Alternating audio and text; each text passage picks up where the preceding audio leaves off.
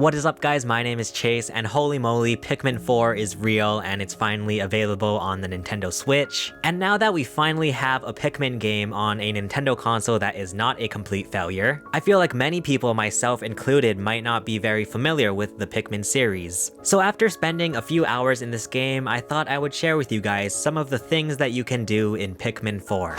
The first thing that you can do in Pikmin 4 is explore. I was really surprised to find out that Pikmin 4 has a lot of exploration to it. I was always under the impression that Pikmin was more of like a strategy type game. But even though there is some strategy involved in Pikmin 4, I feel like one of the main focuses of this game is the actual exploration and adventure. The world and levels in Pikmin 4 feel a lot like Honey, I Shrunk the Kids. You play as a tiny little explorer, just running around in this world that is physically giant. So there is a lot to explore in Pikmin 4, and by doing a lot of the exploration, you can progress the main story. However, within the levels of Pikmin 4, there are also some other things that you can explore as well. For example, you have the sub-levels, which are basically caves with different kinds of puzzles or enemy battles. It really reminds me of the depths in The Legend of Zelda Tears of the Kingdom. It can get pretty creepy in these sub-levels, where there can be a lot of darkness, you don't really know where you're going. There are oftentimes boss battles which you need to complete in order to save some stranded explorers. It can get pretty intense in these underground sub-levels. And on top of that, there are also some night expeditions. This is more of a survival type of mode, in which you have to use the new glow Pikmin in order to protect your little home base. And this can get really creepy just because the enemies at night can be very intense. So with the night expeditions, I feel like it's a completely different way of playing Pikmin, which is really cool and interesting to try to adapt to. So overall, if you love exploration, you can get so much out of just exploring in Pikmin 4.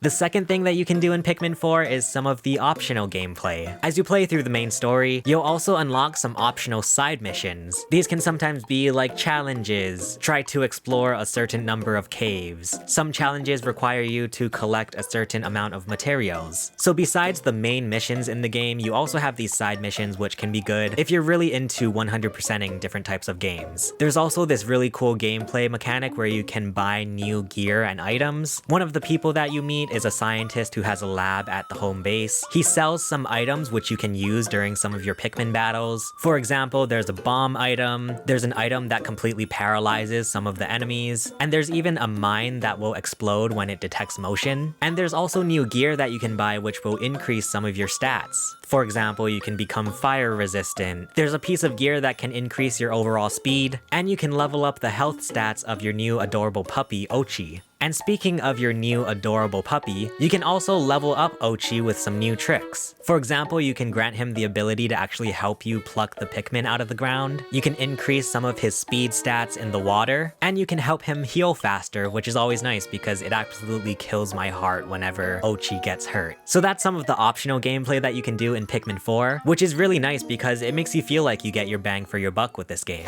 And finally, the third thing that you can do in Pikmin 4 is Dandori Battle. Dandori battles are a battle type of mode. You unlock some of them by exploring the world in the main story mode. You'll come across this imposter covered in leaves who will challenge you in different types of Dandori battles. Some of them include battling to see who can bring the most items back to their ship. There's also a different type where you have to bring a certain amount of items back to your ship within a time limit. And you can even play Dandori battles multiplayer. You can have up to 2 players go head to head in a Dandori battle, or if you're like me and you're forever alone, you can also just do 1 player versus CPU, and it's a really interesting type of battle mode. It really emphasizes the strategy aspect of Pikmin, and it can get pretty intense when you're battling someone and you're like trying to fight for all of the different items on the map, or sometimes they'll send their Pikmin for your Ochi, which always hurts my heart. So if you're looking for a competitive aspect in Pikmin 4, you do have the option for that with the Dandori battles. But those are some of the things that you can do in Pikmin 4. Once again, I feel like this is sort of a lesser known Nintendo franchise, so I hope this video gives you an idea of what this game is all about if you're thinking of buying it. So far, I'm honestly really surprised how much I am enjoying Pikmin 4. Once again, there's a really big exploration and adventure aspect to this game, so it's really fun to just walk around and see all of the different enemies, all of the different items that Nintendo put into this game. There are even some Nintendo Easter eggs, which I think is really fun. So I've been having a really fun time playing Pikmin 4. I'm actually really excited to hop back into this game later tonight. Let me know in the comments if you guys have been playing Pikmin 4 as well. If you want to see my reaction to the Pikmin 4 announcement, feel free to check out the video below. For now, thank you so much for watching. My name is Chase, and I will see you guys again soon.